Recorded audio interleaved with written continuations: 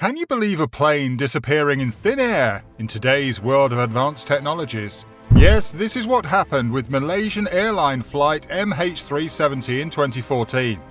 Today, in this video, we will try to debunk the mysterious vanishing of flight MH370. We will dig deep into the evidence and all the possible and logistical derivatives of the investigation to find out what happened to flight MH370. We will also find out whether it was the incapability of the research officials making it an overlooked investigation or a conspiracy to hide the actual truth. Before we move ahead, let's have a look at the initial happenings of the incident and what the official investigation reports say about this incident. On March the 8th, 2014, the Boeing 777 flight MH370 took off from Kuala Lumpur with 239 passengers on board for a 6-hour trip to Beijing. The flight had enough fuel that would allow the flight to travel up to 7 hours, which was more than required to reach the destination. After 37 minutes of departure, MH370 had to switch the communication radio frequency to the next control sector, where the pilot was scheduled to report after approval from ATC. In simple terms, the plane was in the middle of a transition.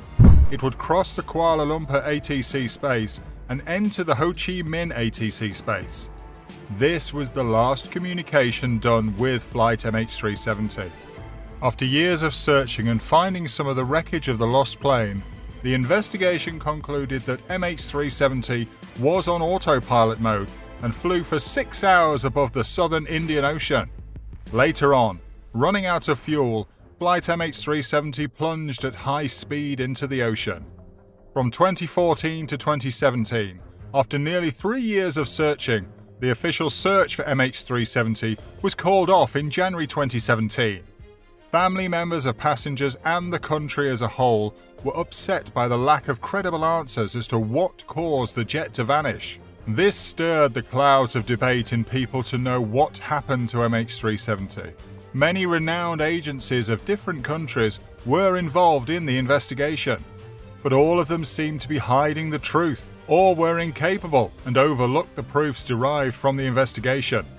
This encouraged many private investigators to look for feasible and explainable answers. One such independent investigation was conducted by a group of 3 people from Canada: Larry Vance, Terry Heaslip, and Elaine Summers.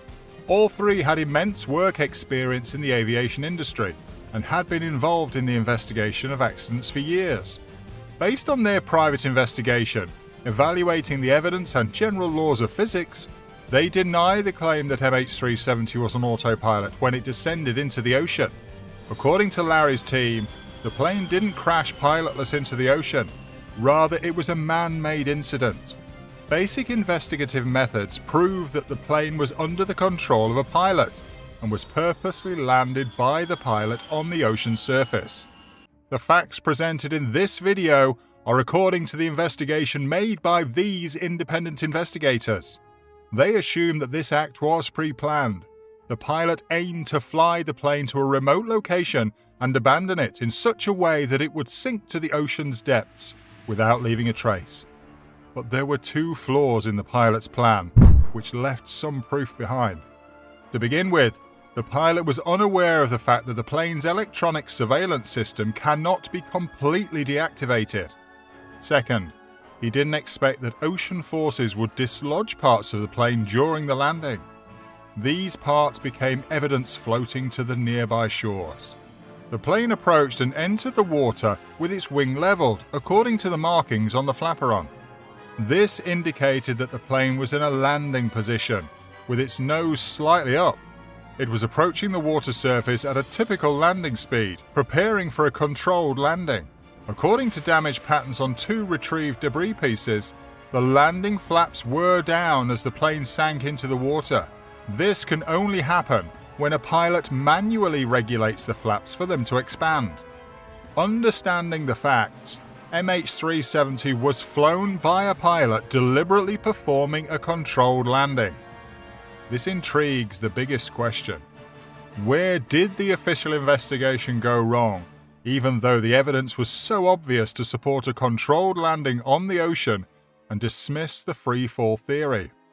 Let us dig deep into this and know what led them to accept the uncontrolled freefall of MH370.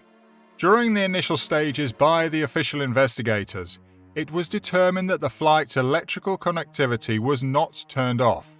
This drives out the conclusion that it was a pre-planned attempt by the pilot. Flight MH370 made automatic hourly communication with the satellite. Based on the evidence from this satellite communication, investigators tried to recreate the basic flight route. Thus, they indulged in looking for the location of the wreckage. They assumed that the plane was cruising at a regular altitude until it ran out of fuel. This data was then used to predict the position for fuel exhaustion and define the search area. This led the official investigators to the conclusion that MH370 flew without a functioning pilot. It appears that the investigators lacked the specialized knowledge needed to accurately identify and assess the evidence. Moreover, it seems that the attention and energy were directed on satellite-related data, rather than focusing on the fundamental wreckage analysis. Larry's team considers the vanishing of the flight MH370 an intentional act by the pilot. To prove this fact, they presented some facts that might clear the air. Based on their investigation, many unusual things pointed towards their conclusion. The first such abnormality was the absence of the radio signal. Either it was an intentional act or a technical failure. Added to this, the absence of efforts by the pilots either to establish contact or at least report the incident along with a change in their prescribed flight route all leads to the conclusion that MH370 was not an accident, but an intentional act. With the discovery of the right-wing flaperon in July 2015, the official inquiry might have changed their stance on autopilot theory and had accepted this incident as an intentional act. Examining the flaperon provided tangible proof that the aircraft's flaps were stretched down when the flight landed on the water, and flight MH370 was traveling at a compatible speed as it is in a controlled landing. According to these private investigators, after the discovery of the flaperon, it was crystal clear a pilot was in control of MH370 at the time of the incident. Larry and his team provided a comparison of the scenario between an accident and an intentional act. Aircraft accidents are nearly never caused by a single factor. A typical accident investigation involves a thorough investigation. Accident reports include lengthy explanations that include extended chains of circumstances leading up to many conclusions and causes. A successful investigation also provides measures that help in preventing accidents in the future. But the official investigation lacked all these attributes. The official investigation pointed to only one cause of the accident, and that makes it suspicious. There was not a long series of failures reported in the incident of flight MH370. Thus, the disappearance can be easily traced down to a single factor, and that is the intentional act of the pilot. The pilot of MH370 was controlling his aircraft following a planned sequence of actions leading to the burial of the aircraft at the bottom of the ocean. Moreover, the friction marks on the discovered debris were mild, which again suggests a pilot-controlled landing of MH370 amid the ocean. To conclude, the investigation of MH370 was conducted based on information from satellite communication instead of performing a criminal study of evidence from the wreckage. As the official investigators didn't focus on the criminal study of wreckage, they missed a series of logical evidence pointing this towards an act of an individual rather than an accident.